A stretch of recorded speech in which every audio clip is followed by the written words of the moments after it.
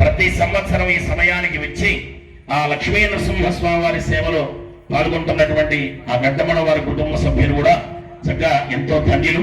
వారు కూడా ఈ సమయంలో స్వామివారికి అమ్మవారికి చక్కని పట్టు వస్త్రాల్ని వారు చక్కగా అక్కడే సమర్పించారు. వాటిని కూడా ఈ సమయంలో స్వామివారికి సమర్పించడం జరుగుతుంది. అలాగే ఇంకెవరైనా భక్తులు ఇచ్చినటువంటివి కూడా సమర్పించడం జరుగుతుంది. ముందుగా దేవాదాయ ధర్మాదాయ శాఖ వారి తరఫున కార్యనిర్వహణాధికారి వారు సింగనపల్లి శ్రీనివాసరావు గారు చక్కగా ఈ సమయంలో పట్టు వస్త్రాలను సమర్పిస్తూ ఉన్నారు. ఏడుకొండలవాడ వెంకటరమణ లక్ష్మీ నారసింహ గోవింద.